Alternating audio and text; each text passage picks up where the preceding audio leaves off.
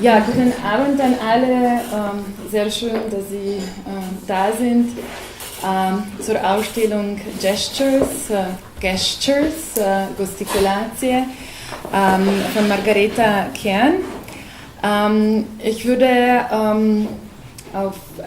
zuallererst mich gerne bei allen bedanken, die nicht nur diese Ausstellung, die sich ja als ein reisendes Archiv eines ziemlich übersehenen Aspekts deutscher, aber nicht nur deutscher Geschichte konzipiert und auch performativ in den Raum setzt. Es geht um die Geschichte der sogenannten Gastarbeiter beziehungsweise ganz speziell Gastarbeiterinnen, die ja, soweit diese Information stimmt, im Jahre 1973 in Deutschland 30% aller Gastarbeiter ausgemacht haben. Mit uns ist heute Margareta Kern, die dieses Projekt bewegt und auch realisiert hat. Genau, das ist die Margareta. Nanna Heidenreich, Theoretikerin und Kuratorin, die sich speziell mit Migration, aber auch Film beschäftigt, und Natalie Bayer, die genauso sich mit Migration und auch Repräsentation der Migration im Kunstbereich sowohl wissenschaftlich als auch praktisch beschäftigt, und die manchen von Ihnen vielleicht von der Diskussionsreihe, die genau das Thema auch bespricht, Polycity, bekannt ist. Der heutige Abend beziehungsweise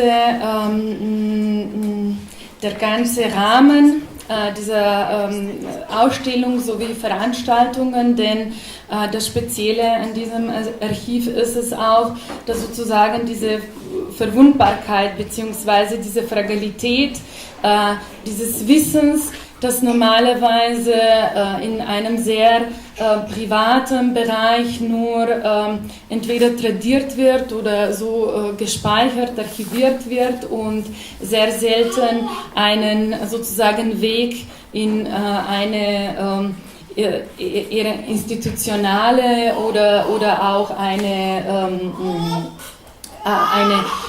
dominante oder so Geschichtsschreibung den Weg findet.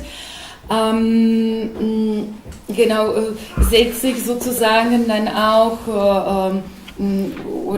performiert sich auch genau durch solche Veranstaltungen wie auch heute, das heißt durch die Diskussion sowie auch morgigen Workshop. Das wird eine Möglichkeit sein, und wo das Archiv erweitert wird mit neuen Geschichten von migrantischen Frauen und Fraueninitiativen aus München, sowie dann mit weiteren 2 Veranstaltungen, nämlich einem geführten Rundgang und dem Künstlergespräch mit Margareta Kern, also der Rundgang am Dienstag und der Künstlergespräch am Donnerstag. Ich würde mich jetzt, bevor wir ins Englische switchen sozusagen, um Diskussion weiterzuführen, auf jeden Fall bedanken wollen. Zuerst bei allen Referentinnen, sowie bei natürlich Galerie Kullukcu und Gregorian, die diesen, ich denke, sehr wichtigen Galerieraum in München aktiv betreiben, beziehungsweise den am Leben dann auch halten, damit solche und auch andere Projekte stattfinden können. So wie bei Balkanet, der sozusagen der Organisator der ganzen Ausstellung und auch aller Veranstaltungen ist. Das ist ein in München basierter Verein, der sich schon seit eigentlich 15 Jahren ist es war oder seit Mitte der 90er Jahren um die Präsentation der Kultur sowie Kunstproduktion wie auch wissenschaftlichen Diskurs über und aus Südeuropa bemüht. Südeuropa ist eigentlich ein wahrscheinlich neutraler Begriff für mehr oder minder Ex-Jugoslawien oder den Balkan, der auch ein sehr beladener und umstrittener sozusagen Begriff und auch Region ist. Es sind auch weitere Leute, die ich auf jeden Fall, also bei denen ich mich gerne bedanken würde. Einmal ist das Slađana Tomić, die uns bei allen Anträgen und bei also finanziellen Ablauf des Projektes unterstützt. Vesna Radosavljević, die uns mit E-Mailing und Webpräsentation und mit dem ganzen sozusagen medialen Auftritt des Projektes unterstützt hat. Naomi von Westfalen, die uns dokumentiert, und Brigitta Malenica genauso, und Karen Klauke, die uns bei der Publikation, wir wollen nämlich sowohl die heutige Veranstaltung wie auch den Workshop und die sozusagen neuen Beiträge in den Archiv dokumentieren und repräsentieren im Rahmen einer Publikation. Und darüber werden Sie bestimmt auch informiert, wenn es soweit ist. Ich würde vielleicht... Genau. Warte ich genau, also derjenige oder diejenige, die überhaupt es möglich gemacht hat, dass hier alle eingereist sind und dass das Ganze stattgefunden hat, ist die Landeshauptstadt München, der Kulturreferat, und vor allem also will ich mich auch persönlich bei Frau Eder bedanken, die auch heute mit uns hier ist. Genau, ich würde gerne jetzt vielleicht noch kurz die heutigen Referentinnen vorstellen, obwohl ich das mehr oder minder schon kurz gemacht habe, und das Wort dann weiter an Margareta Kern geben, damit sie uns über die Ursprünge, ihre Motivation und überhaupt über das ganze Projekt kurz dann auch erzählen kann. Die einzelnen Dimensionen und Aspekte des Projektes werden aber dann auch in der Diskussion natürlich noch besprochen. Shall I take this one? Yeah. Okay. Hello. Is it working? Maybe one thing. Gibt es Bedarf, die englische Diskussion zusammenzufassen, dann bitte jetzt Bescheid sagen, damit ich das mache, ja? Also ist man komfortabel mit dem Englischen? Bei einzelnen Sachen können Sie ja sowieso einfach nachfragen, wenn was unklar ist oder um langsameres Sprechen geht. Okay. Then Shall I speak slower? Yeah. Well, if called for. I understood langsam. I said if we start speaking too fast, they can say just slow me down, just like wave. Okay, shall I start? Okay. I want to thank Katja because she's put a lot of faith and hard work into this project, and of course Natalie and Nanna. In addition to all the people and organizations that Katja has said thank you, because it really does take a collective effort to bring a work to another place that I'm not so familiar with. I've been to Munich only once before. And most of my research for this project happened in Berlin. In 2009, I was in residency in Berlin for only 1 month. And so I was able to start the project only in that time. And the reason, I'll just go a little bit backwards. The reason why I started the project is that my grandparents were Gastarbeiters from Croatia. They went from Croatia to Bosnia, then to Germany in '69. And they went back to Croatia in '91 when the war started. But they went to pension at that time, so it was a bit of a bad timing, really. And I left Bosnia. I grew up in Bosnia. I was born in Croatia. I grew up in Banja Luka, and I left Bosnia in '92 when the war started there. I went, well, long story, but I ended up in London in '92, and I actually went as an au pair. I didn't know I can apply as a political asylum seeker. They didn't advertise it on MTV, which is what I watched at the time. And so when I came to London, I didn't also know that I'm going to be an artist. I wanted to be a writer. So, and I was always good at drawing, so I went more visual when I came to England. And I'm just giving this as a little bit of a background story as to how I came to make the work like this, or how I came to be interested. And it really happened, I think I was at that time, I was about 16 or 17 years in England. I got my British passport in 2002, so I became British. I kept Croatian passport, so I have dual citizenship. I also have a Bosnian, which has expired, and I'm not touching it, so I hope I have 3. So, and I would love to have more. And I began to think about my grandparents, and I started to talk to my grandmother and to ask her about her time in Germany. And I was really interested about the fact that during that time that they were working in Germany, they were very much temporary. I mean, a guest worker means you're a guest, you're not here to stay. So even the term that you're given makes you, very clear that you're just here for a short time. And they only came for a few years, and they left after 22 years. Next year I'll be 22 years in England, and I have no intention on leaving. Well, maybe to some island, another island. But my grandmother was very much, her whole attitude towards Germany is, she's alive, is very much that she's very grateful that she had that opportunity.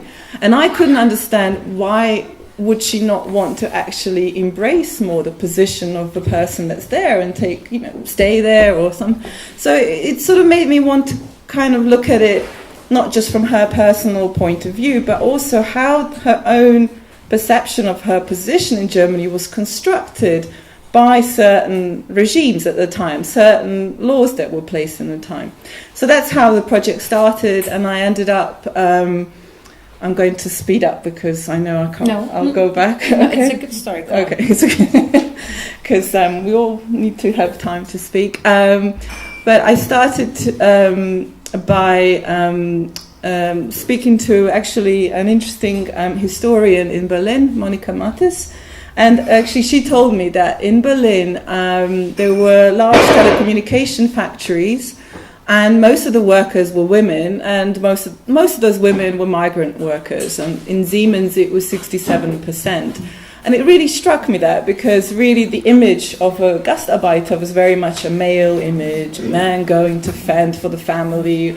Or also it was a very derogatory image, it was a whole kind of like, those village people, they go to Germany and come back in Mercedes. So all those class issues, which are more like urban and rural in the socialist Yugoslavia, were kind of contained in that whole kind of image of a Gastarbeiter. And so I became really interested in the fact that first, it was not very well known that many women left. but also telecommunication and the technology is associated still predominantly with men, and these were women that were making these very, very precise telecommunication jobs. And so I decided that I'm going to find out a bit more, and I started to talk to people, and then ended up, getting in touch with about 15 women who are still in Berlin. They're living there. One of them has gone back. And I made interviews, quite long interviews, and some of the sections from the interviews are in the file over there that you can see projected. Also, I included letters from a woman called Anna, who allowed me to photograph them. I transcribed them and made them anonymous. And also in the file, we can come to that a bit maybe later when we're talking to Nanna, a file of the forced labourers, women forced labourers during the Second World War in Berlin. It's a book and an archive I came across, and we can talk about that a little bit later. I also have the women also, some of them had albums, and so I scanned their albums and made slides that you can see here. And I was really interested, as a visual artist, I'm really interested in how to represent these stories and how to think about the position of these stories in a kind of a wider sort of official histories. And the reason also why I decided that I'm going to look for the women myself is because I went to loads of archives in Berlin, and I wasn't satisfied with the kind of stories that were being narrated or the way they were being presented. They were either presented very much from a kind of journalistic, very exoticizing, mostly women with scarves, Turkish women with scarves. There's a real kind of like exoticizing gaze of the camera that was going on, the photographs that I found. Perhaps I'm just thinking if I should say, okay, I'll just say two more things. Just so that you get a sense of the exhibition as well. There is a short video at the back, which I found in a news archive, which shows Willy Brandt coming to visit Yugoslavia and planting a tree. And this is also in the video. I found out that there was money that Germany owed to Yugoslavia as a reparation for the war, and they made a deal. They said, okay, we're not going to give you money for the war, but we'll take your workers because there's a high unemployment rate in Yugoslavia, which seems not quite a good deal to me. But at the same time, I'm really simplifying this. I'm sure it's a lot more complex. But at the time, Yugoslavian government was really priding itself on the self-management, and they wanted to prove that all the workers can find work, which of course was failing. So they had their own kind of their own motivations to think it's a good deal. And I'll just say something briefly about the film. I struggled a lot through this project because I met the women, I recorded their stories, but I didn't want to film them. And I was really getting panicky because I was meant to make art because I'm an artist. And I was not producing anything. And people were saying, so what are you working on? And there was nothing coming. And it was because I got really, I was really wondering how on earth can I bring these stories to an audience that is actually quite saturated. I think there's a lot of imagery going on of people telling their stories, and so I was really interested in how I can create another space, which is a film space, in which these stories can be told, that also gives me as an artist a place in which I can play a bit and think about the position of the viewer and the screen and the voice, but also where I can, how to put this, I can't really put this in the words, where I'm kind of, where there's a freedom to experiment as well, and to trouble this relation where I'm telling you my story and you have to feel empathy. So I'm thinking a lot about what is the politics of empathy on screen, basically.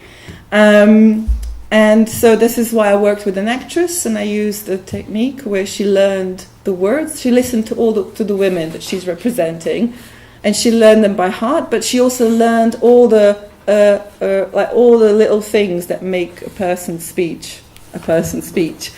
So and maybe I'll just stop there, huh? Okay, I'll stop there because I could go on. Thank you. Okay. Ja. Genau. Machst du einfach. Okay, I'm sorry, I have to read my own script because English is not my native language. No, I'm reproducing the colonial. Okay.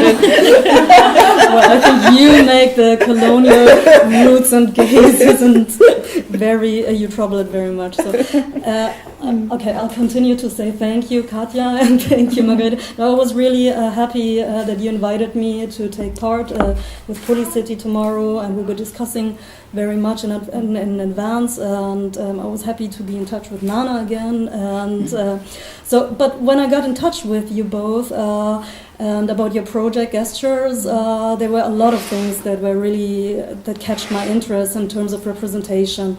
And as I'm a researcher on migration debates in cultural institutions, and especially in museums and archives, so this is exactly what I'm reflecting as an academic about. So I think that I give a short notes on my impression of the work in terms of representation problems.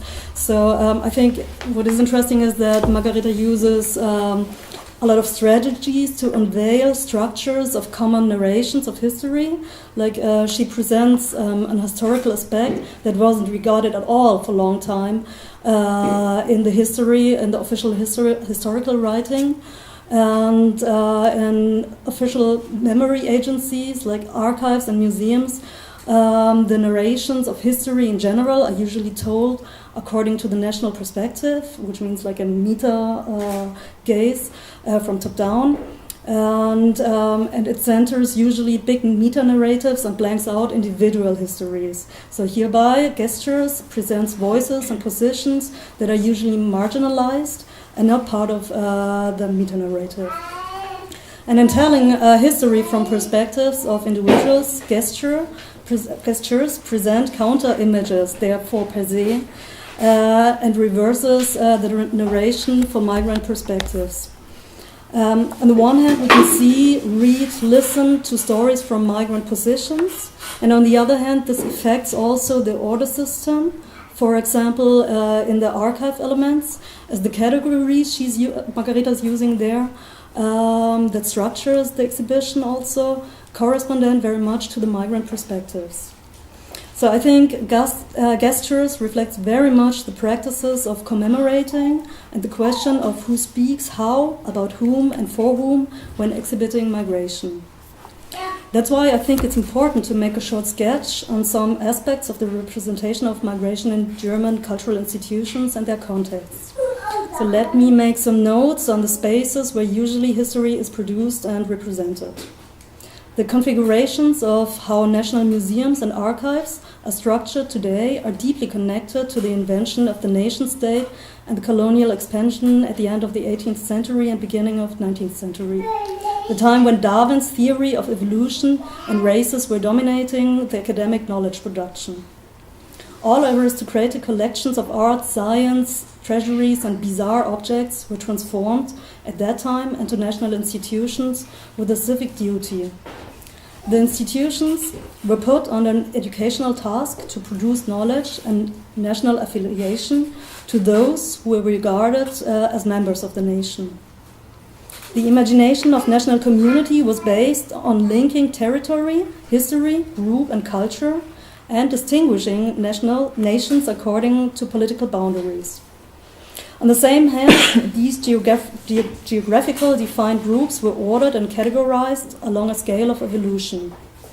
While imperial nations positioned themselves, of course, on top of the civic development, they fixed the colonial rest of the world in a spectrum of underdeveloped territories. According to this dispositive, the exhibition and collection practices resulted in a separation and distinction of racialized groups with their own material cultures. while colonized territories were presented as backwarded, primitive, rough, exotic, erotic, alien societies with strange manners. The imperial nations represented their claim for power and leadership in staging their high culture as a long tradition of civic progress. So exhibitions and museums are not neutral or innocent places of truth. They are rather spaces where power relations are produced and materialized. And they affect very much on what and how we see, order, and categorize the world beyond the museums and archives walls. Looking at the representation of migration in museums today, it seems that there is a continuum of a materialized distinction and separation according to national assignments. Oh, I'm sorry. And looking at when and how museums in Germany started to deal with migration, we can see interconnections with the fields of politics. Until 1998, Germany has completely denied in its official statements to be an immigrant nation, although historical and anthropological studies prove that migration has always been the normal situation even in Germany before and after the so-called Gastarbeiter regime. I guess you all know of the bilateral contracts of Germany with mainly Southeast European nations between 1955 and 1973 to recruit millions of migrant workers for Germany's industrial production. Therefore, commissioners of the German job agencies recruited healthy young women and men for working contracts on basis of a rotation principle for only 2 or 3 years. The idea here was to avoid a permanent stay and settlement, and we all know that this governmental idea, of course, failed. According to this, neither the state nor most of the employers felt any requirements for what we call today integration methods like language classes and the so-called welcome culture. Unsurprisingly, migration has been an extensive topic in politics and representation fields. In the common narratives of the nation, migration isn't included except for being a problem, danger, or burden for society. Hereby, migration appears only as a deficit, exception, and difference to the imagination of social and cultural stability. In structures, politics, and in everyday life, the distinction between the national us and the foreign other was and is reproduced permanently. We can see that, for example, very well in the anti-Islamistic discourses, where individuals from totally different contexts are assembled to one group and are all generally accused for assumed cultural deficits. In the 90s, there was a shift when migration was included into the idea of multicultural society. In this dispositive, migrant culture was seen as a gain, mainly at the consumption field, in terms of visible, yummy exotism and colorfulness. But this rhetoric is also dominated by the idea of ethnic cultural distinctions and boundaries, and it furthermore links to colonial practices of staging strange and bizarre images. Since some very few years, more and more German city and history museums and archives discover migration. But although migrant archives like DOMIT, which is the Dokumentationszentrum und Museum über die Migration in Deutschland in Cologne, and exhibition projects work since early 90s about migration, the current museum debates are connected to the national integration agenda since 2005. The archive started a bit later and more slowly. And although integration policymakers advise cultural institutions for a so-called intercultural opening concerning self-perception, contents, committees and stuff, it's usually the same German positions who rather talk about migrants than with them. So who is able to speak, how, about whom and for whom in a museum? The museum concepts and agendas to collect and exhibit migration history are usually aligned to the Gastarbeit narration, and usually typical migrant biographies are exhibited according to this storyline. Leaving the rural, poor areas of Southeast Europe, traveling in packed trains to Germany, arriving and living in packed accommodations, having language problems in the beginning, integrating slowly at workplace and in soccer clubs, while always sticking to their cultural traditions from the source community. This narration mode is dominated by the idea of a German nation-state that regulates and controls people's movements and motivations. To illustrate this storyline, objects like suitcases, working contracts, and colorful, uncommon things of foreign culture are staged. So there's a replay of excluding migration and migrants from the idea of who belongs to society. Migration appears as deviance per se in this mode of narrating history. All complex migrant projects with so many individual motivations, routes, and movements are blanked out. Furthermore, the idea of a society that is deeply entangled to migration in the past and present seems to be totally out of the sight. So migrants appear here mainly as a decoration for the national gaze due to the perspectives and narration modes. So let me sum it up. More and more cultural institutions are aware of the population with a so-called migrant background and want to change some representation aspects. Hereby, the images in museums got a little bit more colorful, but the composition rules haven't really changed and the creators don't face the fact that it's not clear how the nation actually looks like. Due to the same structures and creators, they rather stick with exclusion mechanisms that cultivate power imbalances. So I think that's what you experience in the archives, you just said earlier. And that's why I think it's highly important to criticize with projects like your project also, the national gaze and practice of marginalizing positions that are regarded as deviant from normality. Hereby, it's important to unveil the structures, working modes, and effects of institutions that create this imagined national normality. There are a lot of projects from migrant, scientific, and activist positions representing migration from other perspectives. For example, exhibitions like Projekt Migration 2005 in Cologne, Crossing Munich 2009 here in Munich, Viel Glück Migration heute 2010 in Vienna, or Movements of Migration 2013 in Göttingen, or the not anymore active existing network Kanakata. All these projects show how migration is a driving force for social, cultural, and political changes. They show how migrants developed own strategies and anti-racist practices as they are confronted with diverse exclusions from civic rights and social resources.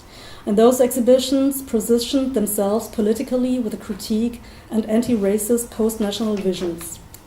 Representation is a political project, as only what is collected in archives and museums can become history, actually. And history is not a simple one-way direction of structure. It is rather a generic process of contests, fights, and resistance with ambivalent effects. And I position your exhibition also as a resistance and a fight and a contest of the official memory. Mm-hmm. So representation shouldn't only spin around visibility and new identity politics. I think it's about showing up the complexity and linkages of big and small political projects. Migration is a movement that doesn't stop at political boundaries and that claims its rights. It challenges and contests national institutions, structures, and representations. And we can get this when reading history with another perspective than usually presented in the official hegemonic spheres. So that's my Thank you. That's great. Thank you, Natalie. As you now already noticed, we structured basically like today's discussions that we first have, so to say, positions and position papers by the referees. So now I would maybe before you start just like to ask Natalie one question regarding her statement just right now. Maybe also it's not so much a question, but maybe also like asking you maybe to summarize one of the aspects, which is the representation of the history of the so-called overlooked people not belonging to the body of the nation, not people that could not be identified whether with the purity of blood or belonging to the territory or the there are different so to say aspects about national belonging. So on the one hand it's the void, it's the lack of representation of, so to say, these stories within the institutions, and on the other hand, you also don't have in my eyes, like what I observed, that it's also so to say the implicit viewer or the implicit public of the institutions. It's again nationalized, not only like the theme of what is represented, but also how it's represented. It's so to say already like the metrics of whom do you talk to. It's already very much nationalized, and I wouldn't say that this is only the specific of the context of the German context. It is something that we see like everywhere. And there is another, basically my question is what do the projects that are dealing with migration specifically, and that are like every year or every little years there are bigger projects on the topic. Do they move anything into direction that basically this overlooked migration story is being taken also into the dominant narrative, or are they basically represented? They have their own space to be represented, which is under the tag of migration, which is under the tag what we also put today into the title of our discussion, which is the counter stories. So what? Can Okay. Do you want? No, after you. Okay, speaking about cultural institutions in Germany, but you're absolutely right, this is a very focused lens, but my knowledge basis on these processes, it's not like that. It's I would say that projects like an exhibition like GUESTures and other projects like I've mentioned, Projekt Migration, even Crossing Munich, they've changed a lot in the representation politics field, as due to these projects somehow the political sphere also got aware of, we've missed something the last 50 years, But the problem within what I've described so far is that the perspectives and the way migration history is now included into the national institutions, which have a specific structure coming from the 19th century. Of course, it's not a continuity like 1858.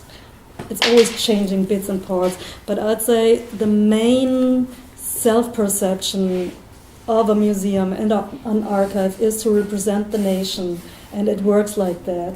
And if you look into the collections, how the collections are worked with in the institutions, how they are classified, the order structures, the hierarchies, which is a main topic, there are no changes, and that's the problem, I guess, because I think that thinking about migration shows you up that all these national categories don't work anymore, because all the questions of belongingness, they just don't work anymore.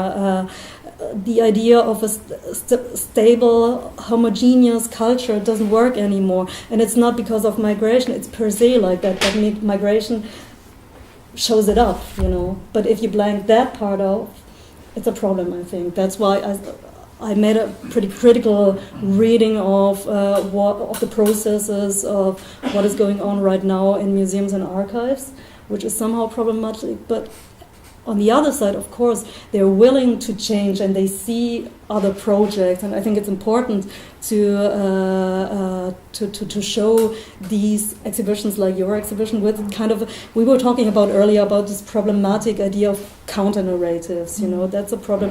But in a context of the official representation sphere, it is a counter narrative because it's a counter perspective. I'll just be brief.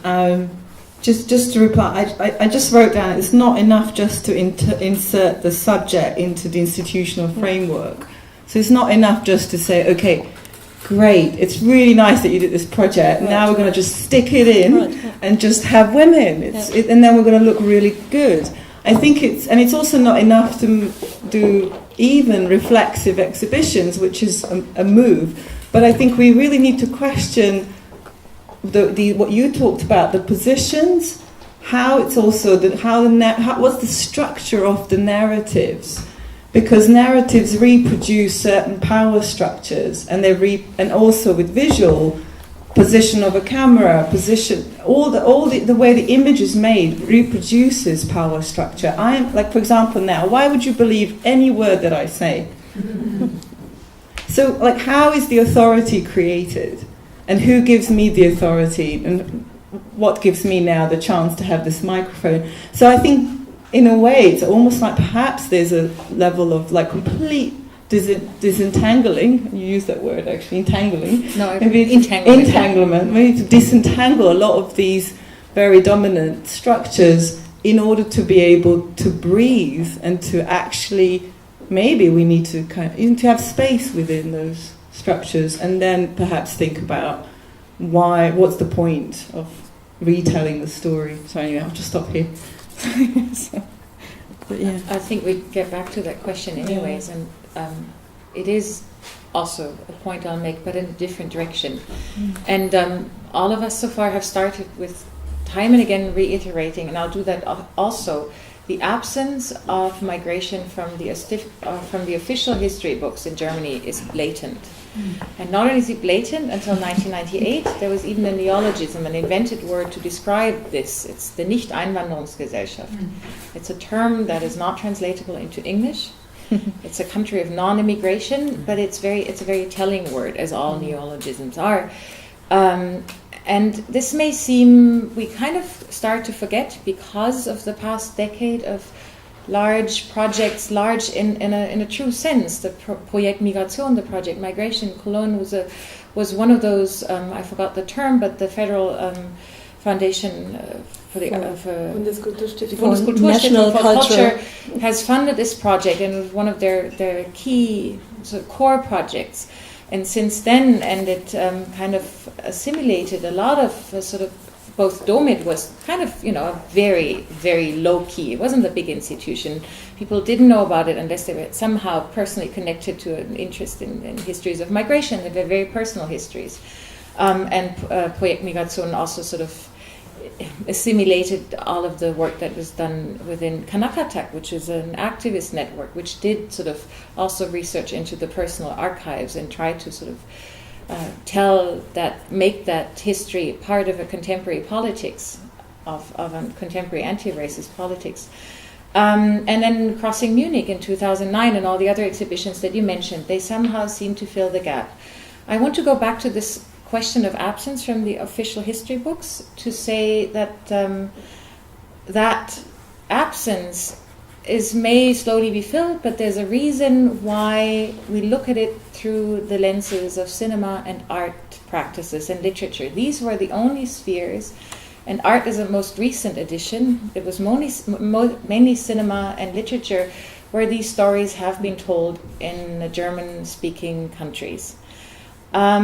One can address that as a problem because it was only that and not the official history books, but you can also look at it in terms of its productive aspects, because I do think that, and the way I will talk about your work is about looking at art not as the sort of the accompaniment to political or theoretical or historical questions, but of a thinking with, to use a phrase of our friend Nicole Wolf, who's a teacher who teaches visual culture in London, to look at these artworks, and I will connect them to a couple of contemporary aspects that are latent in both in academia, but in politics and in discussions around aesthetics, not because this work illustrates it or because it somehow shows these theoretical arguments, but because I think they are intertwined. There's a dialogue.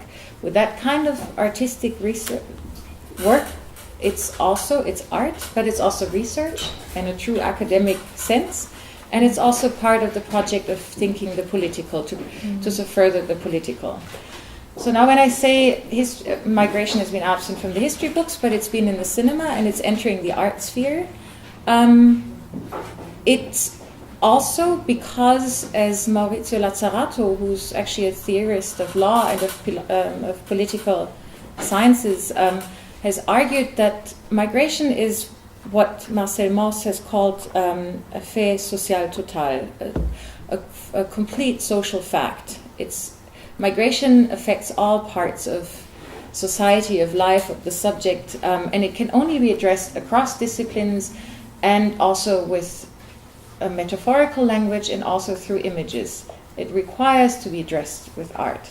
There are also other theorists and artists who say that, for instance, video is actually the medium of migration. Mm-hmm. I don't want to follow up on this, but I do think it's not just because it's not been told the story to deal with it in an artistic practice. I think there's also it means to be able to account for it in different ways. Mm. And so some of the aspects, one of it is sometimes it's also very simple. So the story of migration is always inseparable from media practices. It's an alternative form of cinema distribution. Bollywood, Nollywood, none of these phenomena would be what they are as transnational cinema phenomena without migration, without people taking these kinds of cinemas with them. And the same, I don't know about Munich, but in Berlin they're now closing down the last stores that sold first VHS tapes of the very, very productive, for instance, very productive Turkish cinema, and then DivX's. That kind of market has changed as all, like also video rental shops were closing down. But also the first VCRs are probably in the hands of migrants. And today, a technology like Skype is one of the technologies that is closely linked to transnational spaces, etc. That you can write the history or the stories of migration also as media practice. And the women you've interviewed, they worked for AEG Telefunken, a telecommunication and a media factory enterprise. And that's not, it is coincidental, but it's also not a coincidence that you chose them and that these stories somehow intersect.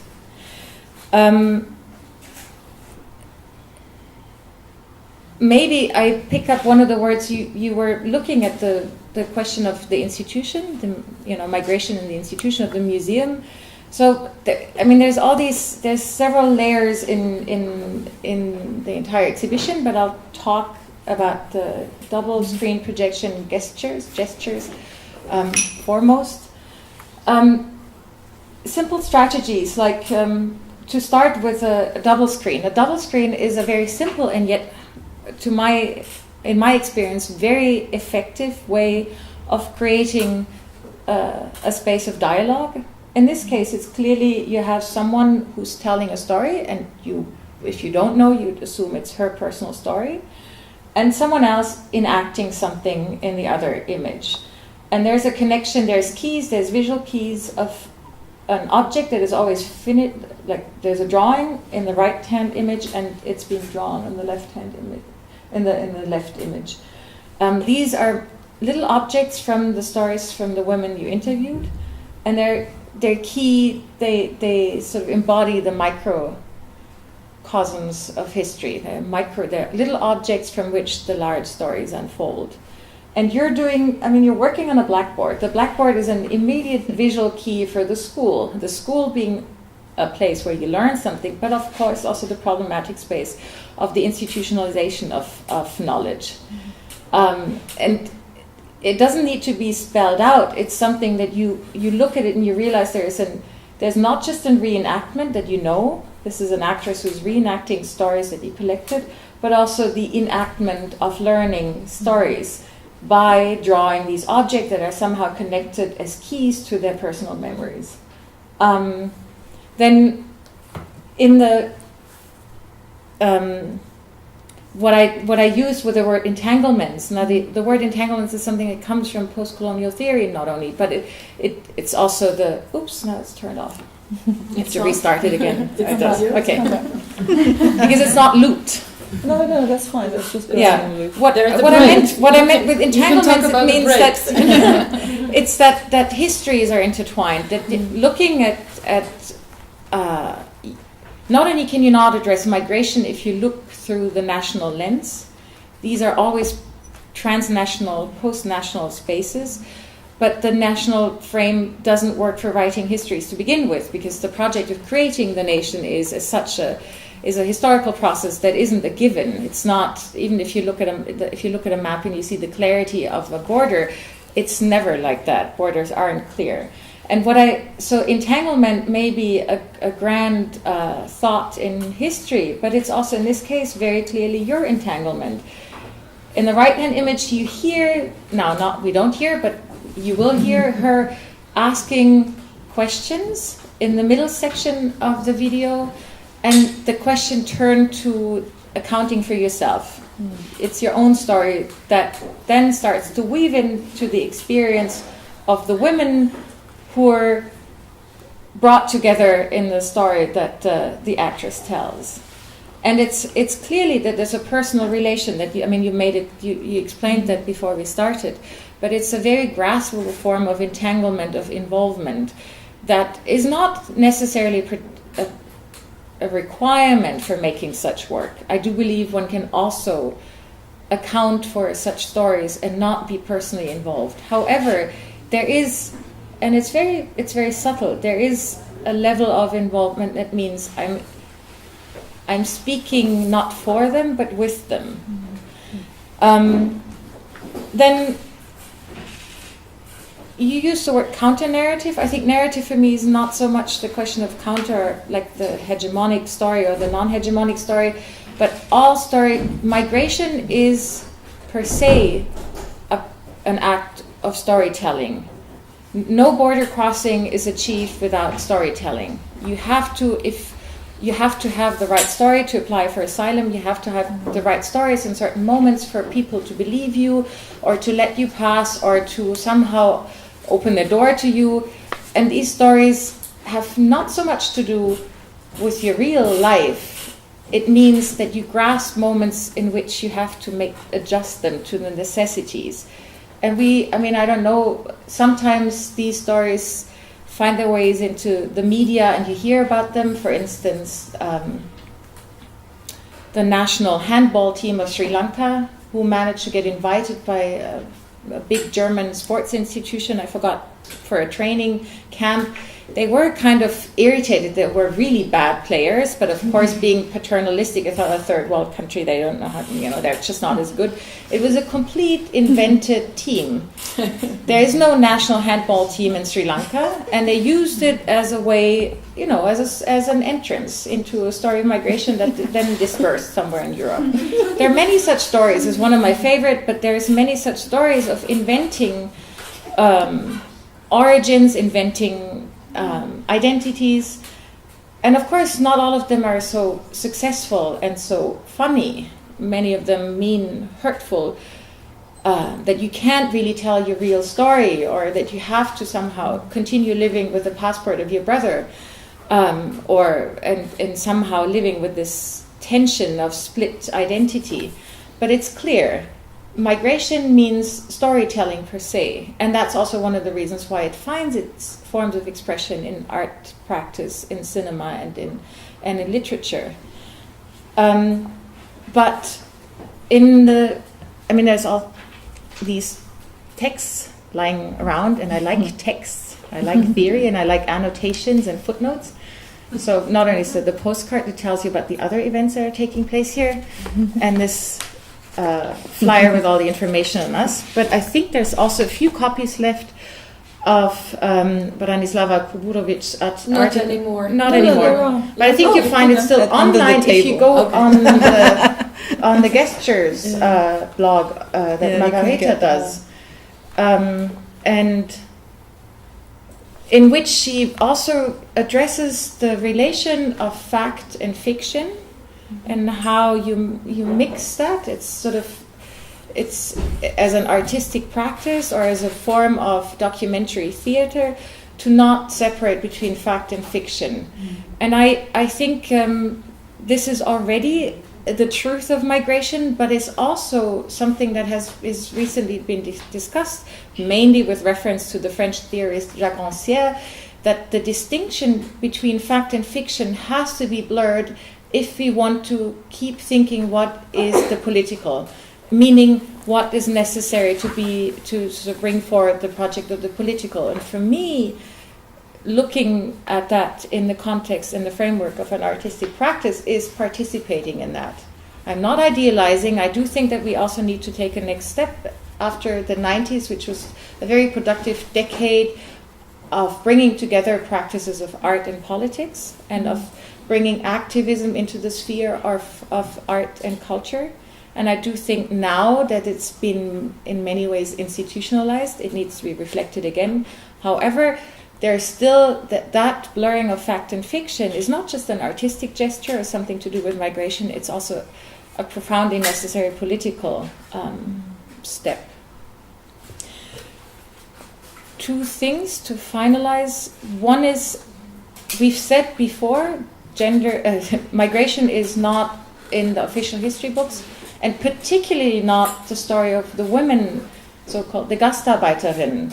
And this is not just typical because they were the smaller portion of that body of people. It's also because the entire story of migration in the 20th century in Germany is highly gendered.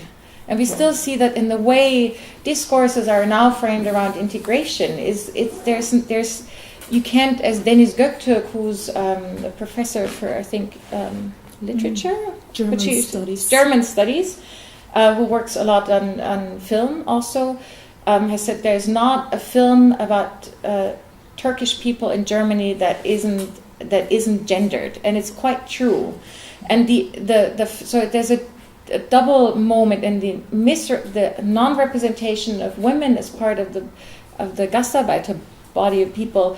It's invested in that genderedness, and there's only one book you've mentioned, Monica Mattes, within the social sciences that accounts for it. There's also a book by Encarnacion Gutierrez Rodriguez about intellectual female migrants. But in terms of the Gastarbeiterin, you have to search hard to find any kind of sort of scholarly work done on that. And then the Fremdarbeiter term, I wanted to just give a footnote on that because you were kind of concerned of inserting that into your archive because it can easily be read as a gesture of victimization, of scandalization. It's true. The first Gastarbeiter were in simple continuity with the terminology of the Nazis called Fremdarbeiter. It's true, many of them were placed in dorms, in Lager that sometimes were actually the same places. But I mean, the scandal goes before that, like the so-called displaced persons were also put in the remnants of concentration camps. But that was actually something that was scandalized. That wasn't, it was done, but it was also scandalized. The thing about the continuity of the terminology of Fremdarbeiter has a different aspect to it. One, and that is indeed something that has not been accounted for at all, there were actually people who were forced laborers, so-called Fremdarbeiter, in Nazi Germany and came back as guest workers. They were not the majority, but that's a story that has not been, it's basically not been thought about or addressed. And I do think because it's also something that has not been addressed by the people themselves, because I do believe it's a complicated and also a shameful, it's a difficult story. But the thing about the Fremdarbeiter terminology, most people think in 2005, when Oscar Lafontaine used the word Fremdarbeiter in a speech where he wanted to scandalize new forms of slave labor in irregular and illegalized migration, he was very ferociously attacked for it because it's considered a term of the Nazis. Now the thing is, it's actually not, but it is also, and that's Fremdarbeiter is a word used for sort of migration workers in Germany before National Socialism, and it's still a common term in Switzerland and Austria. The thing is that the Nazis called their slave laborers Fremdarbeiter highlights a continuity that spans the politics of migration before, in the Weimar Republic, in the Emperor, in the Deutsche Reich, in National Socialism, and after, with an interesting continuity of forms of politics, the temporary stay, the idea of rotation, all the idea of recruitment, and all that is interestingly, you can find this a lot of similarities. The problem is with the Fremdarbeiter terminology is more that the slave labor and the forced laborers in National Socialism was an ubiquitous phenomenon. It was everywhere. All the Germans who say they didn't know anything about concentration camps knew about forced labor because they were visible and they were everywhere in a very everyday kind of presence, and that they were called Fremdarbeiter, as were all other migrant laborers, just showed that it wasn't considered the exception, it was the normality, and that normality sort of span into the continuity of using the word after 1945. And therefore inserting the Fremdarbeiter card in your archive isn't about saying we're talking about the same form of slave labor, it's talking about another level of entanglement in the history. And I do think there's still all kinds of aspects of the history of migration that have not been researched, let alone, aside from the question of representational politics, that just simply haven't been researched. And I think with that, I'll stop. Thank you, Nanna. I would maybe now go to the with a question about the gendered aspect, because already also today I've been asked here in the exhibition what is feminist about the exhibition, which is a question I a lot of times are being asked as I'm engaged also otherwise with feminist projects, so it's nothing new, so to say, to explain my point of the feminist aspect, because you basically you said that migration is very much gendered. However, the gendered representation of it's being very emblematic. So, what we have, wealth woman is a symbol to represent migrants, more or less, and this image is already pre-given its semantics. It's very victimized. It's the oppressed migrant woman. It's very much the position of the victim, which is also a mode of governance. It's basically a biopolitical moment to this image. And in my what for me on the exhibition and on the whole project, what is feminist? It's basically giving voice, what also Natalie said, and giving another meaning and struggling with this emblematic, so to say, pre-giving semantics of the image. This is one of the aspects only. So could you maybe also go more into the gendered, basically dimension, or maybe because Nanna was also a member of Kanaka Tag group, and you already you've done interventions also within the group, and also some of them were also overtly like dealing with the topic of gender also. And I realized I forgot something. I hope you don't mind. I'll bring in a different aspect before I go into the question of feminism, because I do think there's a new turn in feminist theory now that has everything to do with the transnational, and that's the archive. I wanted to talk about the archive. Now, Natalie has already said the archive we all know as the archive as an institution. So the city of Munich has an archive in which all our official papers are stored, and the way its indexes and what goes into the archive has everything to do with power and bureaucracy. But there's a reason why there's within art, but also within history, they talk about the so-called archival turn. That has to do that they look at the archives differently.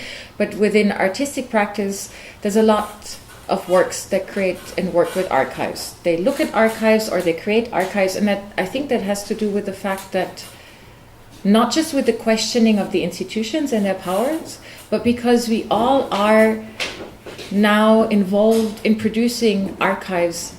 Every single one of us has hundreds and thousands of photos on our smartphones, and our computers, and our endless hard drives.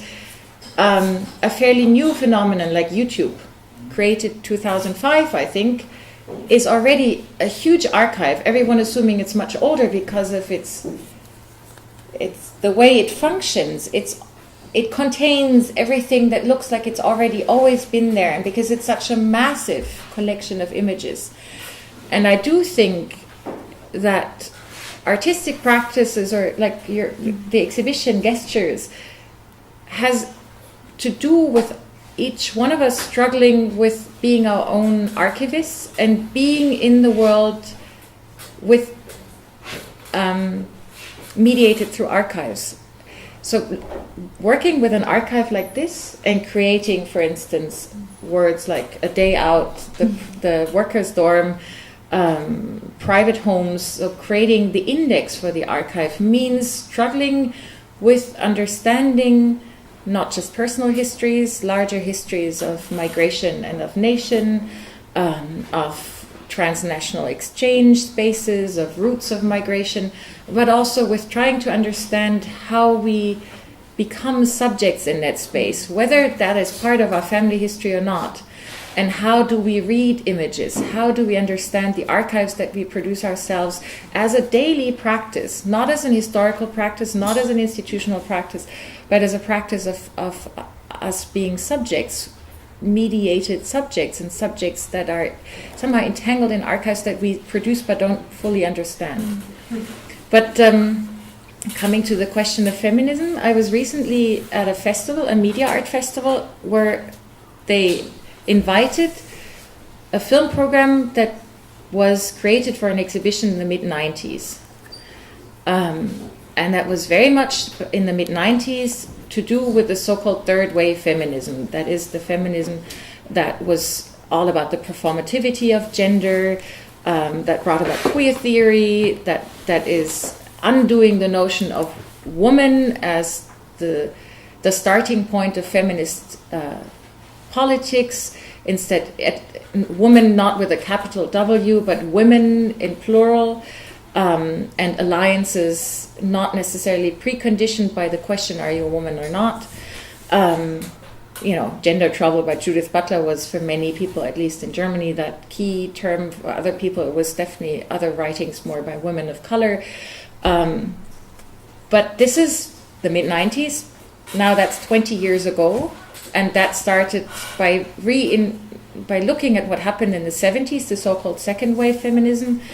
And now, 20 years after the so-called third wave feminism, or post-feminism, as some people called it, I don't like that, but some people call it that, there's obviously a new feminism forming. And it's neither the radical feminism of the early 70s nor the cultural or victim feminism of the late 70s. It's also not, again, the questioning of identity politics and the performativity of gender and the question of where's the body and the agency of the 90s. There are several. There's one, Linda Zerilli says her starting point is the term of freedom. She starts by looking at the question of freedom. Isabelle Stongers, she created the term cosmopolitics, and I think this is probably more appropriate, because what she says is that we cannot address a politics not just across the lines of gender and race, but across or in a situation of globalization or of transnational spaces. So if you want to create a politics, a feminist politics or a feminist thinking, it has to somehow take into account that. And you could also say it has to take into account migration. And it means the radical the radical fact that lives are connected and yet can be in the problems concerning a person living in the Philippines, for instance, or a person living here in Munich can be radically different, not just by the geopolitical location, but also because of other circumstances, and yet they're connected. And that connectedness is like that will not go away, even if we're still having citizenship based on, on the law of national belonging, even if our politics is and so I think that kind of new feminist theory therefore will be, and this is just emerging, will be very much about understanding that in the frame of migration. And it has to, because even within radical thinkings of migration, gender has not been thought about enough, even though the social scientists have been discussing migration as the feminization of migration, for instance, not meaning that it's mostly women who migrate, but because of the form of precarious work conditions that affect people in migration, therefore place them in position that we understood to be, women's position of badly paid, precarious work conditions, for instance. That is, I think, one aspect. The other aspect, but I don't think that is so true for the women who came from sort of former, that we find in this archive, is this what we now counter with, that if you look at, for instance, all kind of English-speaking publications of cinema migration, they only look at Turkish German cinema. That is also because migration has been embodied in, and that is then made synonym with Islam and with Muslim women and with veiled women, but I don't think that somehow grasps the question of gender in GUESTures in this exhibition.